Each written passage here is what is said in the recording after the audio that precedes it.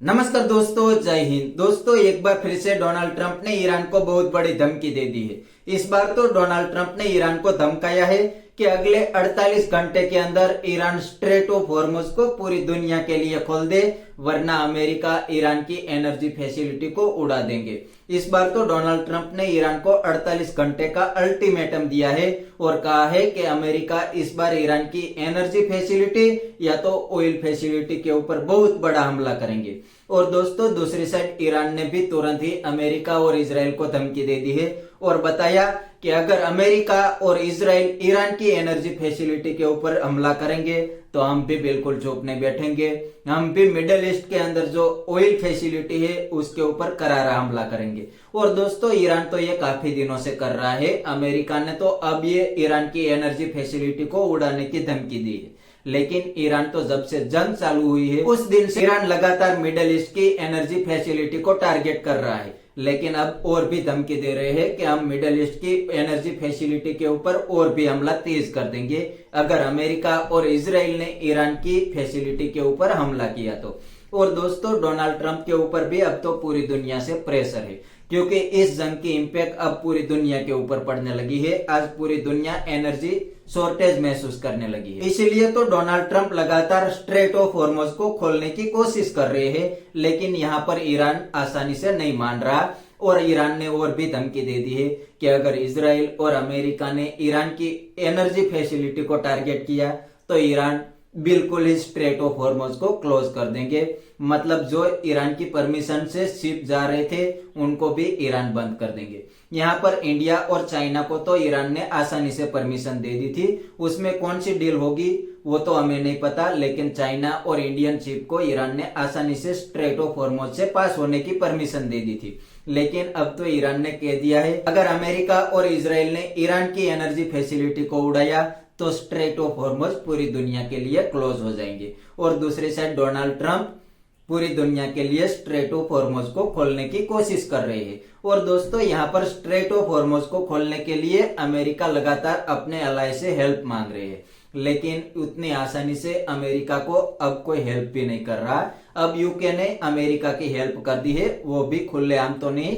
UK ने सिर्फ American army को अपने एयरबेस यूज करने की परमिशन दी है। यूके आर्मी अभी तक जंग के अंदर नहीं कूदी, तो यूके तो अब पीछे से अमेरिका की हेल्प करेंगे, लेकिन खुले मैदान में तो नहीं आएंगे, क्योंकि यूके को पता है कि हर वक्त हम अमेरिका के साथ जंग में जाते हैं और बहुत बुरी तरीके से फंस जाते हैं। इसलिए इस बार बड़ी सोच समझकर यूके ने अमेरिका को साथ दिया है, और सिर्फ इतना ही साथ दिया है कि अमेरिकन आर्मी इंडियन ओशन के अंदर जो यूके का बेस मौजूद है उसको सिर्फ यूज कर सकते हैं और कुछ तो हेल्प नहीं की। और यहाँ पर यह भी साफ दिख रहा है कि जो नेटो कंट्री और यूरोपियन कंट्री इस जंग के अंदर खुलेआम कूदना नहीं चाहते, क्योंकि उनके भी काफी सारे प्रॉब्लम है। दूसरी साइड यूक्रेन और रशिया की जंग बिल्कुल ही यूरोप के दरवाजे पे हो रही है, तो उनके अंदर भी यूरोप करीब 3-4 साल से फंस गया है, तो वो लोग कोई नई जंग चालू करना नहीं चाहते। इसीलिए तो डोनाल्ड ट्रंप तो काफी दिनों से नेटो कंट्री से हेल्प मांग रही है, लेकिन उन लोगों ने डोनाल्ड ट्रंप को हेल्प देने से साफ इनकार कर दिया था पहले तो।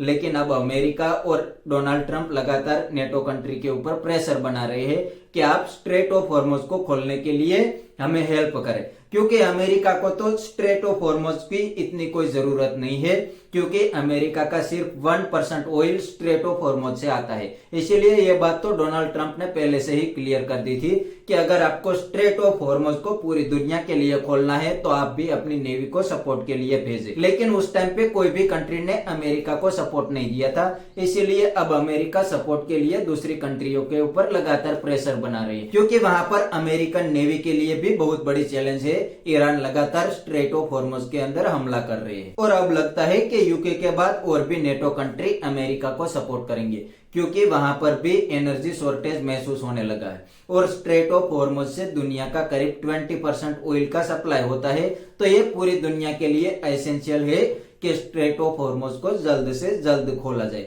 लेकिन कोई भी कंट्री अपनी नेवी को वहां पर भेजने के लिए तैयार नहीं है, क्योंकि यहाँ पर पूरी दुनिया को पता है कि अगर ये जंग लंबी चल गई तो यहाँ पर हम फंस सकते हैं। इसलिए यहाँ पर कोई खुलेआम तो डोनाल्ड ट्रंप की हेल्प करते हुए नहीं दिख रहे, लेकिन बिहाइंड दी डोर कर सकते हैं, ऐसा अब महसूस होने लगा है।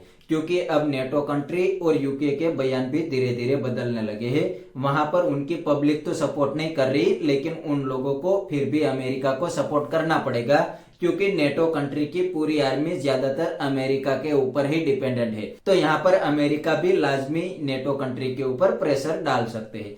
तो दोस्तों, आने वाले 48 घंटे पूरी दुनिया के लिए बहुत ही इंपॉर्टेंट है। क्या अमेरिका और इजराइल मिलके ईरान की ऑयल फैसिलिटी या तो एनर्जी फैसिलिटी को टारगेट करेंगे? और दूसरी साइड ईरान ने तो पूरी दुनिया को धमकी दे दी है कि अगर इजराइल और अमेरिका ईरान की ऑयल या तो एनर्जी फैसिलिटी को टारगेट करेंगे तो ईरान मिडल ईस्ट के अंदर जो ऑयल फैसिलिटी मौजूद है उसके ऊपर हमला करेंगे और स्ट्रेट ऑफ हॉर्मुज को बिल्कुल ही बंद कर देंगे। तो दोस्तों, आने वाले 48 घंटे पूरी दुनिया के लिए बहुत ही इंपॉर्टेंट है। तो बस दोस्तों, आज के वीडियो में इतना ही। अगर आपको ये वीडियो पसंद आई है तो वीडियो को लाइक शेयर कर दीजिए और चैनल को सब्सक्राइब करना मत भूलिए। थैंक यू, मिलते हैं नेक्स्ट वीडियो में।